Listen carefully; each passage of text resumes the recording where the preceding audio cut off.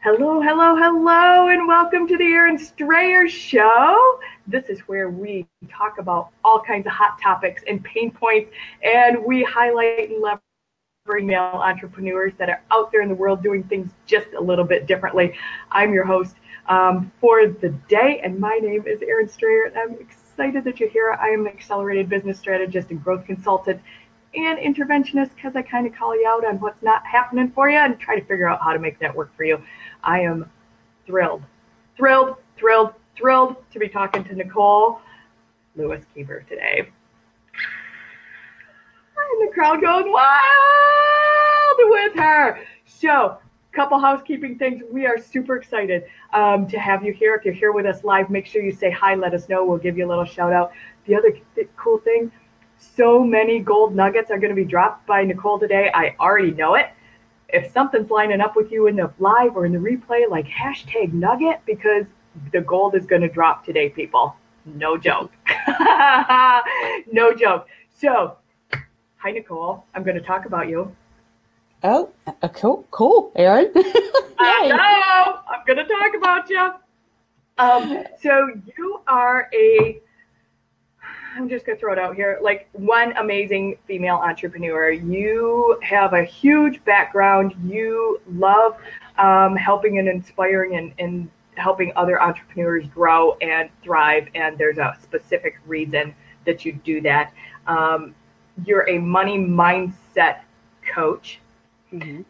And you've gotten there because, and I love this, you dropped this in our pre-interview, you felt crispy and fried in your job that you rocked at. You spent 18 years as a clinical social worker, right? Like psychologist, social worker. Am I right? Therapist? Yeah.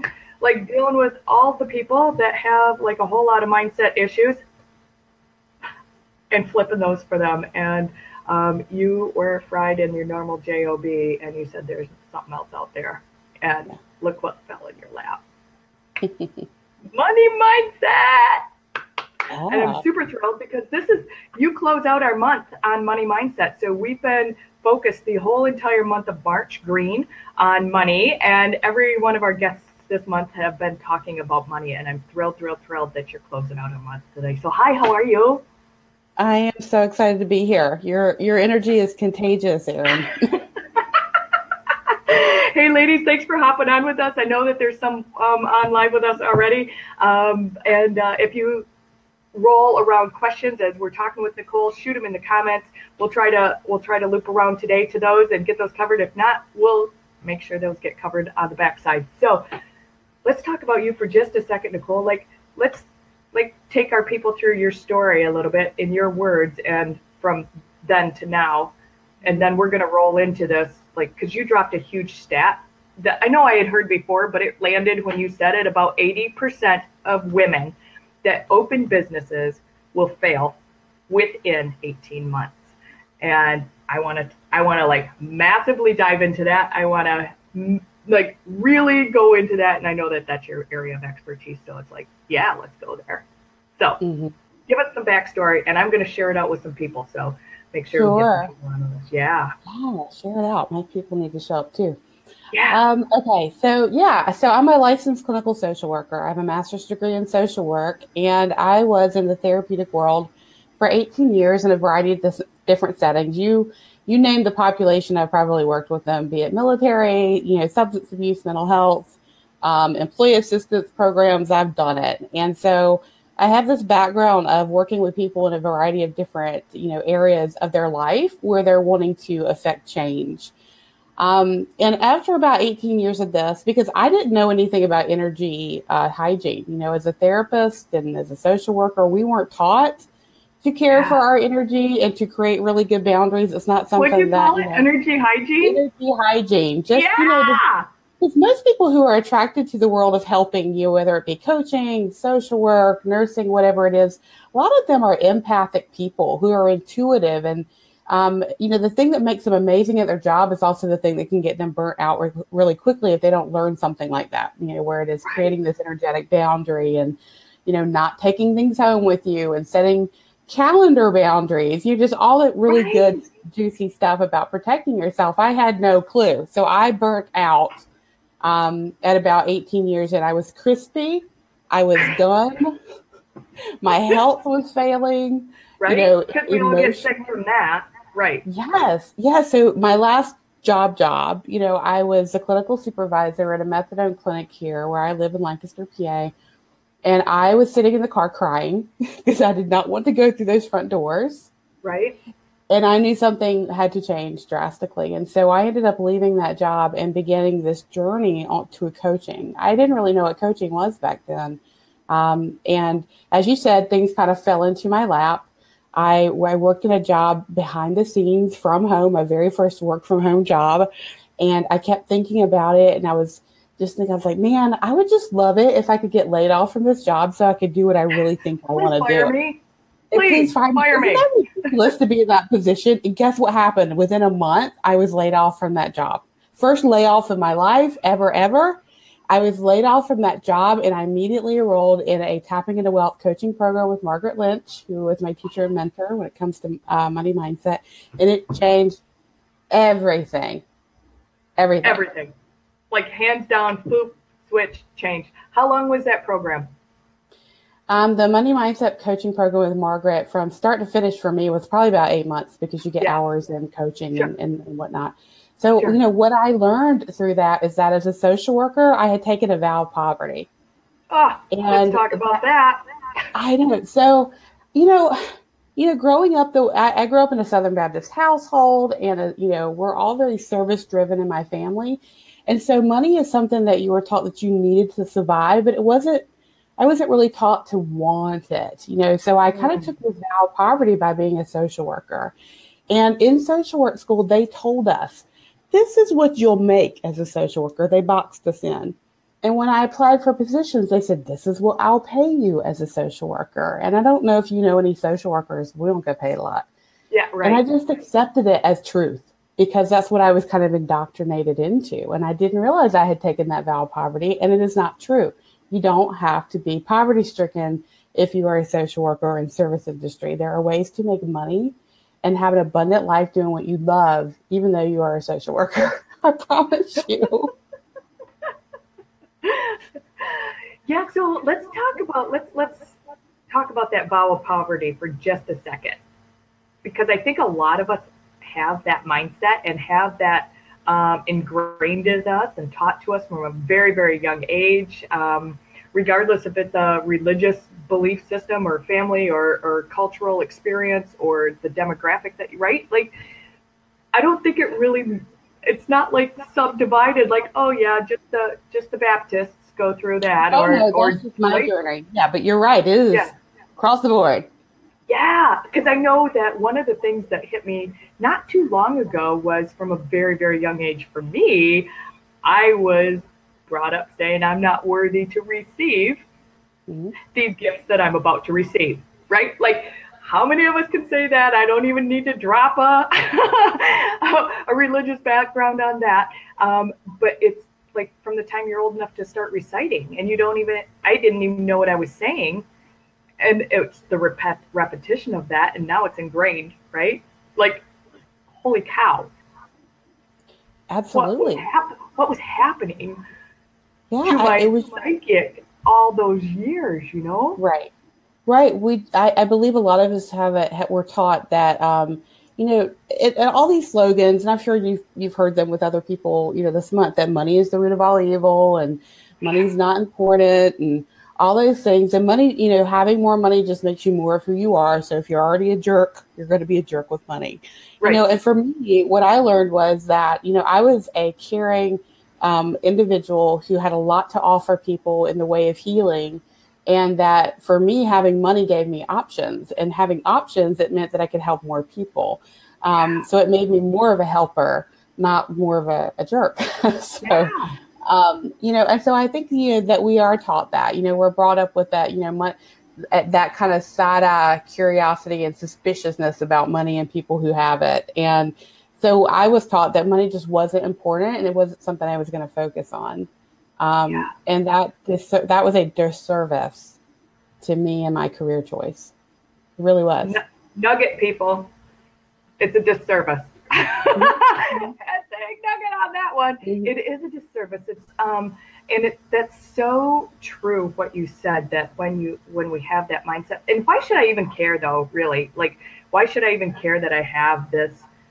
Well, I don't deserve it, or I'm not worthy to receive it, or, well, I'm just supposed to be, that's all I can make, and that's what they told me, that's all I'm going to make. Well, that's actually what they told me they were going to pay me. Why do we even allow that and care? Well, I never thought to question it. It wasn't in my DNA or my upbringing to question that. And so I said yes by default because I didn't question it. And so, and that is one of the reasons why that statistic that you were talking about earlier drives me nuts. That 80% of women owned and operated businesses closed in the first 18 months. That number makes me insane. And so part of my mission as an entrepreneur myself is to flip that number upside down, and that that women, our internal worth impacts our external wealth, and that statistic is evidence of that. And so we need to fix that. We need to change that right now. Right. So like, what's that look like, flipping that and changing that and turning that around? What's that look like? Right. So one of the things that, when I started out as a money and mindset coach, it became very clear to me because of my clinical background that we were not really talking about money. We were talking about worthiness. We were talking about, those old messages and stories that we were brought up to believe about ourselves. And so while money is a symptom of that, it is a nice place to start when you're looking at personal development within your business, and business development. It is not the solution. Anyone who works in the world of finances will tell you that more money doesn't solve a money problem. If someone's having a money issue and you give them more money, it doesn't fix the problem. It really doesn't.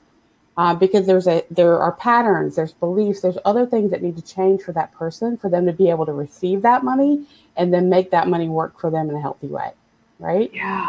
And so I began to see that we weren't talking about money, we were talking about worth. And so then I started to question, okay, well, where does worth and power in our lives get shifted and kind of twisted? And a lot of it has to do with adverse experiences as children, and messaging that tells us that we're not worthy. And however that looks for you, for some people it's trauma, for some people it's messaging in families, stories about who we are as a family when it comes to money. So whatever that may be for you, I began to see that we needed to kind of flip this on its ear and look at a deeper meaning around why the money is either being pushed away by someone or they don't feel like they deserve it. Because it's just not about the money. Yeah. It is so what is it about? It's about internal worth. And how do we, let's go there. So if it's not about the money and it's about internal worth, hi, everybody, thanks for hopping on with us.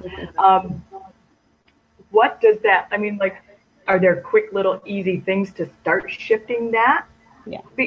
And I know that we talked off camera that some of this stuff might have come with us into this lifetime, right? Like some of us definitely have some cultural things, but how do I get to start shifting and changing my mindset around my value and worth, so that I can be part of the 80% that succeeds. Right. So you need to be open to that as an idea, because what I see happen a lot with entrepreneurs in particular is that they don't have enough time. And so what they do is they throw time management on their time issue, when really their time issue is a worth issue. It is that they are giving their time away to everyone, and a time management tool isn't going to work for them. So when we can look at, hey, why is it that I'm giving away my services? Why is it the way I'm just, giving away my time to any person who wants it? Why is it that I know I should be creating a pricing around this program in a way that is competitive and propels me towards my goal as a business, and I'm not doing it? It is not because you don't know what you're doing. It's not because you're not a good salesperson. It is not because you don't have a strategy. It is because there is a part of you that is telling you that you are not worthy of this goal. There's a part of you that's telling you that you're not good enough to set a boundary with people. There's a part of you that was either wounded. Maybe you came to this planet with that wound, or it was created, throughout your childhood, that is telling you this big thing that you are doing as a female entrepreneur is scary, and therefore it is going to help you take steps away from it rather than towards it. Women are amazing on sales teams. They are the top producers. The reason women are moving in droves into this gig economy as entrepreneurs is because they kicked some butt for other people, selling for other people. And so the obvious idea is, well, I could do this for myself. But when they get into the world of entrepreneurship and they have to put a price tag on themselves, that's when that inner worthiness stuff gets brought up to the surface. So can we just talk about like what that, like little things that can be implemented like right now? Right. Like whether it's affirmations or whatever, I don't know. Right. Well, the very first thing that you can do is believe that this is a possibility as to why you're not moving forward in your business. That's the very first thing. Knowledge is power. Clarity is key. So think about this. Knowledge is power. Clarity is key. So bring this idea on as a possibility that the reason you're not moving forward isn't because of strategies and all those new things, that you need an emotional business plan in place to help you succeed. And so the next thing that you can do is look at, okay, so where in my life did I have a feeling of powerless or fear about being seen that might be showing up for me right now? Okay, and just start to look into that a little bit. What is my story in my family about who I am in the world, and also like who we were as a family when it comes to money or as an entrepreneur? I didn't grow up in a family of a lot of entrepreneurs. They were teachers, service providers. So when I started thinking about having my own business, of course, that was kind of like, really? You want to do that? That seems scary and dangerous. Why would you do that? So what is your family's messaging? Right. Yeah. So look at your family's messaging. And I'm not in the blame mommy and daddy club anymore. This is no shame in this. This is just curiosity. So start to look at that. And so whatever the messaging is that's telling that you can't do this thing or that it's scary, you're going to flip it upside down and you're going to say, I can do this. This is something that I can do. So it is possible for me to have an abundant and kick-ass business as a social worker, helping people from a high vibe place. That is the flip of my story of that I took a vow of poverty as a social worker, and I have to work with people in the hardest, deepest, darkest parts of their life. Yeah. Yeah. So flip it one more time. Oh my God, I can't. We'll watch the replay. It's just the flow, Erin, Oh, I know. I'm like, oh, that was so good. Right. So whatever your story or message is, that is this, disempowering mantra in your brain that is either come from family, culture, whatever, flip it upside down to a positive statement and anchor yourself in that. So that is something very simple that you can do. I do believe affirmations are helpful and the mantras are great. I do think that when you have the aha, you have to attend to the old shit that comes afterwards. True. Sorry for cursing, but that's okay. And that's where some of the deeper work comes in. Right. And do you also feel that acknowledging that oh shit part is part of moving through that? Like once you acknowledge it, then you can go, okay, I'm done with you and move on.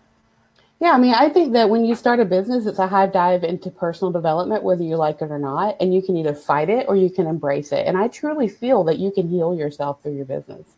You have some old wounds to heal, some worthiness stuff, confidence issues that maybe you think you've overcome in certain areas of your life. It is going to come back again in this new arena that you are in as an entrepreneur. And I really fully believe that you can heal yourself through those things in your business if you look at it that way and embrace the challenge and see this business as a relationship that you're building that's going to be healthy. Yeah. Cool.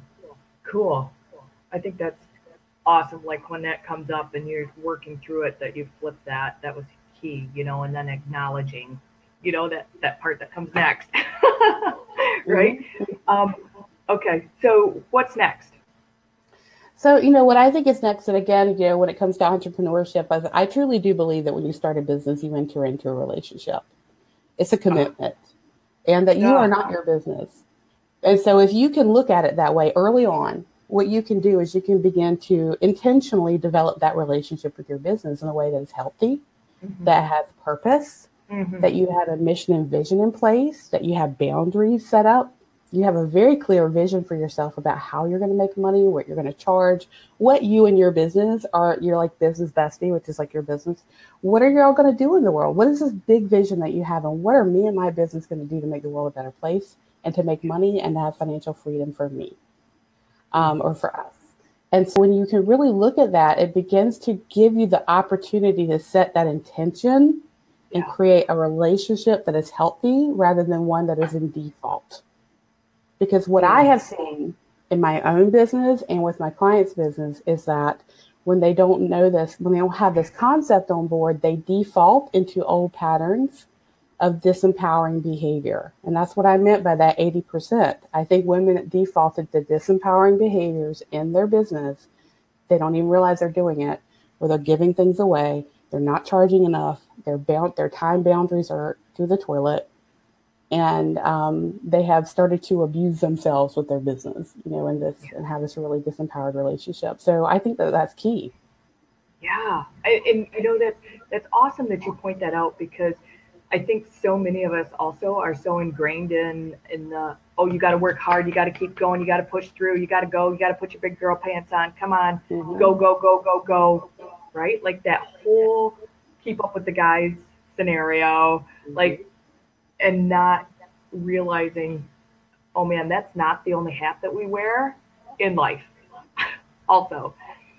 But to get it all done, this is what we get to do, and we get to work that hard and all hours of the night and not take care of ourselves. And that may get you somewhere in your business, but it's not going to be leverageable or sustainable. So might as well go ahead and start that now, create those systems in your business now, tap into what worthiness issues you might have now so that you can use your business as a way to, move through those, and that they don't have to fight with each other.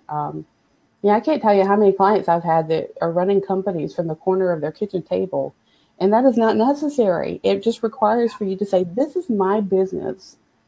I get to say who, when, how, and you all need to give me some room at the table. Let's get an amen on that, ladies. Yes, space for yourself. You've got big work to do, and it requires some space and time. Yeah. And I love that. And that's huge, honoring us also, is to actually create our space that is, yes, we work from home and we have that availability and that blessing, right? Like it's a huge, like awesome blessing that we've been able to have and that we've created. So make yourself a specific space, right? Like, yeah, Pam Stone's on here. Yes. She's a huge component in that. So I really feel that that's to be able to, I'm going to my office. I'm not going to the kitchen, right? And clearing a spot on the tables for me to sit down and work every day, right? Or leaving your office on your kitchen table. Yeah, that's how we make ourselves small. We don't honor our business, and we don't respect the relationship that we have with our business and our work in the world when we make ourselves small, when we're grasping for a corner of the table, when we're letting people come at us while we're trying to do big work. And it's not to mean that you can't balance family, while you're working from home. You can do that. But you need to make space for it and create that boundary and have that conversation with your family about when and where. And so when you do that, I think that you honor the work you're doing and you honor your business in a way that can't help but make it more abundant and energetic and have a bigger space in the world at large, so that you can have everything that you say that you want by starting this business. Yeah. So good. So good. I know Pam's like, absolutely. Yeah. I didn't start a business to be angry and mad every day of my life. I could do that, work for somebody else and have benefits and 401k and all that stuff. So, why recreate that mean ball stuff in your business and disempower your money? Why do that? You get to say how you do this business. So you put that in place right now. See? Love it, Nicole. Love it. Yeah. So we're coming down on time, Nicole. I could totally extend this for a whole nother 30 minutes and keep talking to you. I would love to, but I want to respect your time and our people's time as well. What do you have going on right now? Let's talk about other goodies and how do people find you and people that want more of you because, you know, we just got a little snippet of you today, but Oh really, yeah, this is yeah, this is expert. just a little snippet. Because I Right. know you just Yeah. got back from talking at an exclusive invitational only event in New York City. And, you know, these are things that you get invited to often, to come and spread your amazing knowledge on money and how to twist your mind and focus in a different twist. I just said twist your Yeah. mind. And Right. I know, I like that. And flip it, right? Like people want what you have to offer, and you have a like a really cool intersection of qualifications that allow you and your life experience, right? That position you as this 1 in 7 billion people on the face of the earth that do what you do, in the only way that you do it, right? Yeah. Like, so how do people find you? What do you got going on? Let's talk about Right. the goodies. Well, yeah. So, you know, I've been shifting my business from doing just money mindset work to really working with entrepreneurs at a couple of different levels to help them, you know, really kind of identify what their particular moments in life where they felt powerless were and how they are impacting their business now. Because we don't drop our baggage at the door when we start a business, it comes in with us, right? And so we need to look at that. And so I've been writing a lot. I'm posting articles on Medium about the impact of small T trauma and disempowering experiences as children on the way that we set up our businesses and how we do business. And so that's kind of, you know, something I'm very interested in working on and working within. So I'm doing a lot of one-on-one coaching with clients right now to really kind of dig in and do a little bit deeper.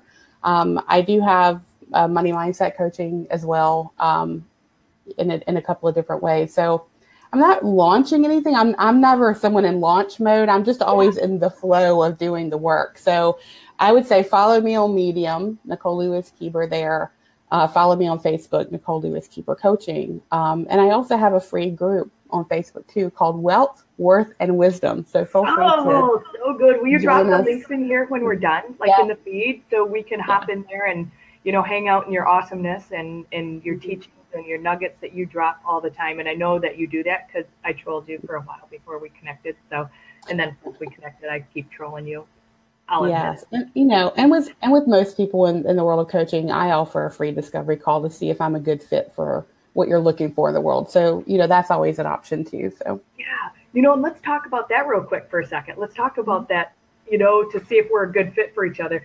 I want your take on that, yeah, I on think it's that cool. part right there. Well, you know, here's the thing. You know, I was a therapist for 18 years. It'd be stupid to think I don't bring my therapy background into what I do, and not everybody's Right. into that or ready for that. My clients call me a business therapist for a reason. So if you're kind of intro to money mindset or just started sticking your toe into the money mindset world, I'm probably not the best person for you because I'm going to want to go deeper. Yeah. So typically people come to me after they've maybe read a book or they've attended a workshop and they've done some of the affirmations, mantras, and they've started to identify what their money story is. And that they're ready to do some deeper healing around that relationship that they have with money in their business. That's when people come to me. And so that's why I say by fit that, you know, we're all not ready for each other until we are. And so that's so important to assess before you take someone's money or do work with them or give someone your money and do work with them. That's, you know, honor that relationship with your client in that way. And I love that so much. And the time is perfect when the time is perfect. Exactly. Yeah. I love your take on that. Again, everybody, thank you for being on the Aaron Strayer Show with us today. If you've been with us live, we absolutely love the love that you've been on live with us. If you're watching the replay, make sure you let us know that you're watching the replay. We've been live with Nicole Lewis-Keeber. No L. Keeber. No L. No L. Yeah. No L. Keeber. And she is a money mindset master coach. And she will change your world and your relationship with your money when you spend time with her and hang out with her in her space. Please go follow her, hang out with her, be in her energy and in her space, and your world would change forever. This is the Aaron Strayer Show. I'm your host, Aaron Strayer. Your Alex, I can't even talk. I got stuck on the L. It's a little love for you guys. Everyone does. Love. It's a little love. We all need it. So I'm so excited that you guys have been here live with us today and watching the replay. And we talk about these tough topics and the pain points and money has been the topic today, where 80% of female-owned businesses that start fail within 18 months. Bam. Big one, right? Go back, watch this replay, figure out how you can shift and change and move and make you 80% that succeed. Yeah. With Nicole Keeber. Thank you, ma'am, for being live with us. Thanks, everybody. We'll see you right back here soon.